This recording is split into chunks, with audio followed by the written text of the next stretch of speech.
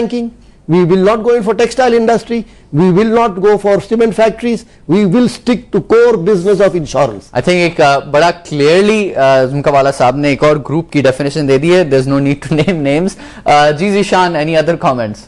Sir, considering Pakistan, insurance as percent of GDP, आप क्या समझते हैं कितने परसेंट होना चाहिए? Oh, sir, कोई absolutely कोई touch ही नहीं किया हमने कुछ अभी तक. We have done कोई हिसाब है, फैक्टर्स है, जैसे for example Islamic values plus purchasing power of insurance mindedness भी नहीं है, लेकिन ये इंश्योरेंस माइंडेडनेस बहुत इंप्रूव हो रहा है. I can see from a customer जो पहले सिर्फ फायर इंश्योरेंस लेता था, अब वो कहते नहीं मुझे रायट स्ट्राइक भी चाहिए, मुझे एटमॉस्फेरिक डिस्टर्बेंस कवर भी चाहिए. तो एक ही इंडस्ट्री का प्रीमियम लेवल्स भी बढ़ रहे हैं. This is a very good sign and I am very happy to see this sign और इंक्रीजिंगली बेटर. तो कन्वेंशनल के बजाय थोड़े बेहतर प्रोडक्ट्स की तरफ अब जा रहे हैं. जी. अब हम जैसे इंडस्ट्रियल प्रोडक्ट है, मशीनरी के लिए पहले बेचते थे फायर इंश्योरेंस, मशीनरी ब्रेकडाउन. अब आ गया है comprehensive machinery insurance which covers everything. जो नहीं कवर है वो छोटा सा लिखा है कि ये कवर नहीं, ये कवर नहीं है. मतलब part breakdown, wear and tear. Yeah. No, not wear and tear is never covered. Wear and tear is always part of. मतलब operational use के दौरान कोई break हो जाए part वगैरह. बिल्कुल, all that is covered. The liability covers are being taken because we export to various countries, European and American countries. और उन्होंने मांगना शुरू कर दिया. बिल्कुल, उन्होंने मांगा product liability चाहिए उनको. वो भी हम इंशाल्लाह कर रहे हैं. बिल्कुल, बहुत बहुत शुक्रिया Zeeshan, Mohammad Zeeshan Khan, research analyst with Al Habib capital markets. अब यहां से किस इंडस्ट्री में सबसे ज्यादा आप इंश्योरेंस की नीड देख रहे हैं? कौन सी इंडस्ट्री अब सबसे ज्यादा आगे जाके इंश्योरेंस कराएगी? बिकॉज एक चीज जो नजर आ रही है 0.3% ऑफ जीडीपी, इसका कुछ कसूर तो शायद ईएफयू के सर पर भी जाता है. सबसे पुरानी कंपनियों में से है, मार्केटिंग बेहतर आप डेवलप कर सकते थे. अब वो वक्त आ गया, अवेयरनेस बढ़ गई है. कौन सबसे आगे बढ़ेगा? टेक्सटाइल वाले, सीमेंट वाले, या रिटेल सेक्टर जो है, जो कि मेन सड़कों पे खुला हुआ है, राइट से डरते हैं, फायर से डरते हैं? Who is going to buy insurance? I will back my dollar on personal line business today. The individuals, families to whom we have not really reached, and this is where I would concentrate, and where IFU will concentrate in the future on personal line business. Again, we are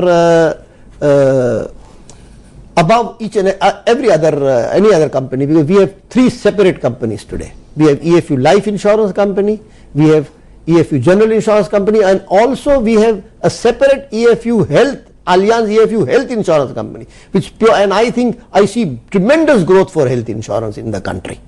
Obviously globally America जैसे मुल्क में या कहीं पर health insurance इसकी उसके बगैर तो काम ही नहीं चल सकता. तो इस पे अब एडमिनिस्ट्रेटिव एक्सपेंसेस, ना ये एक चीज है जिसपे आपको कमेंट करना पड़ेगा दूसरी कंपनियों से अगर आपका उनके खिलाफ आपका मवाजना किया जाए.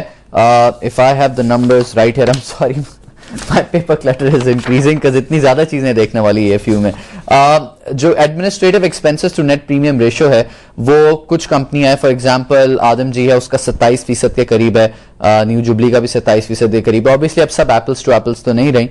आपका कम हुआ है, 38% था 2002 में, अब 21.4% पे आया 2005 में. क्या स्टेप्स लिए आपने अपने एडमिन एक्सपेंस को कम करने के लिए? दो मेजर फैक्टर्स है इसमें. नंबर वन फैक्टर कि हमारा वॉल्यूम बहुत बड़ा है, and this was done with a very particular purpose to bring down our costs. Because after all अगर हमारा 2% लॉस रेशियो बढ़ता है और 4% अपने अखराजात कम होते हैं, तो we are still 2% plus. So there is a need for going in for bigger business, and motor business we really went in strategically to bring our costs, bring in lot of cash, and motor business is very short tail business. It is only one year, it is not a big liability long term premiums business. So therefore what happens is that we can come out and go out of this business very quickly. In and out बहुत fast रह सकता है motor में. अगर हमने देखा कि ठीक नहीं जा रहा है तो हमने we pull the strings and we reduce our premium.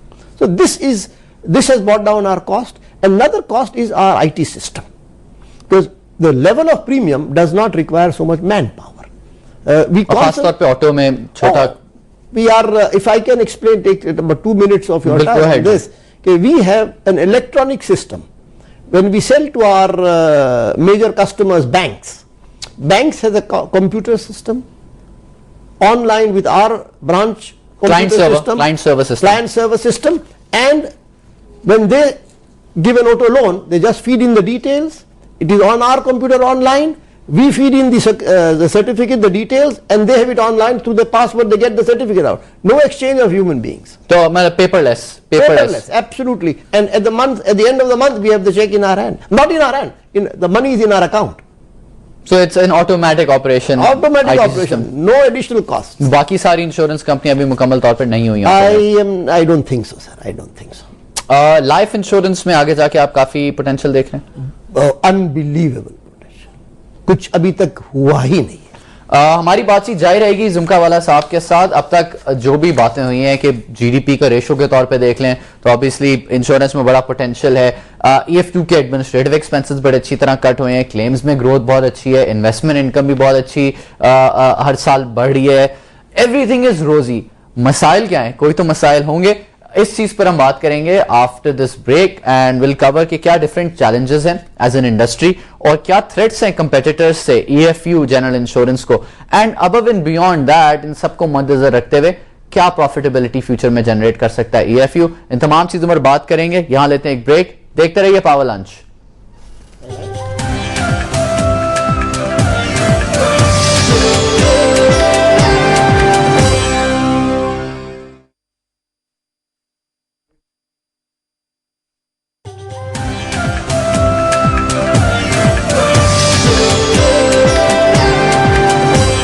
Welcome back. आप देख रहे हैं पावर लंच जुनैद इकबाल के साथ। सैफुद्दीन जुमकावाला साहब हमारे साथ मौजूद हैं। इनसे सवाल हमने ब्रेक के बाद ये पूछना था कि अभी तक तो सारी रोजी बातें हमने की हैं, चैलेंजेस क्या हैं, बट ड्यूरिंग द ब्रेक एक रेगुलर कॉलर का फोन आया है और उनका सवाल यह है कि मशीनरी की कॉम्प्रिहेंसिव इंश्योरेंस पर how is it that EFU offers the best rate in the market? I mean, this is not a question I'm making up. अभी एक रेगुलर व्यूअर की कॉल आई है। रेट सबसे कम क्यों है आपका और कैसे है machinery insurance, machinery comprehensive insurance? अब ये तो अपने I am very happy to hear from the customer that either they are a buyer or I don't know who is called but EFU से तो किसी ने फोन नहीं किया। I have no idea, maybe some competitor, I don't know. But the lowest rate, because I don't know whether the person caller also knew what is the lowest rate really. The rate would always commensurate with the risk, and it is the intention. Again, I would say our philosophy of EFU insurance, the way I have always placed it, that to take maximum premium out of a customer is not our philosophy. The philosophy of EFU is to reduce the risk of the customer so that losses don't occur. If losses occur, they will be compensated to an extent.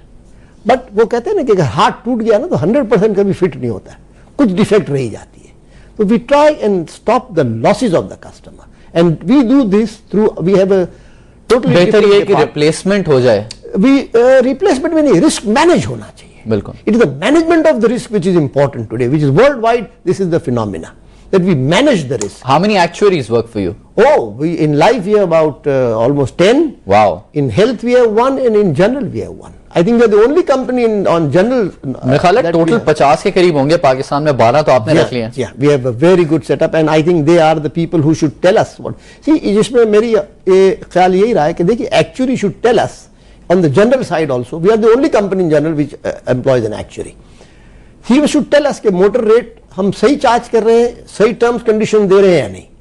फिर एक commercial decision होता है managing director का कि commercial decision क्या लेता है, क्यों लेता है, कंपेटिटिवनेस के लिए। But I should know in which direction I am moving actually, and that is important. बिल्कुल। अब तक सारी हमने रोजी बातें की, जुमकावाला साहब बड़ी अच्छी बातें कर ली हैं। इंडस्ट्री को क्या चैलेंज है ये बताइए। इंडस्ट्री का चैलेंज आई वुड से कि हमें तो बड़ा अच्छा फ्यूचर लगता है। कोई चैलेंज नहीं है। और नहीं, चैलेंज है कि एक्सपैंड करें। We should expand, and we should expand that in itself is a good thing. इस expansion के रास्ते में क्या hurdles हैं, क्या hindrances हैं? Technical training. We have no college of insurance in Pakistan as yet. तो इसका कसूर तो फिर EFU के सर जाता है। सबसे पुरानी इंश्योरेंस कंपनी आप बना सकते थे। ये आदम जी कितनी पुरानी कंपनी है। बिल्कुल बना सकते थे, लेकिन कुछ hurdles ऐसे आए बीच में ना 70s में कि EFU जो इतनी बड़ी कंपनी थी उसको एक छोटी सी मिनिस्क्यूल कंपनी बना दी, लाइफ इंश्योरेंस को नेशनलाइज कर दिया, which life insurance was the largest, EFU was the largest life insurance company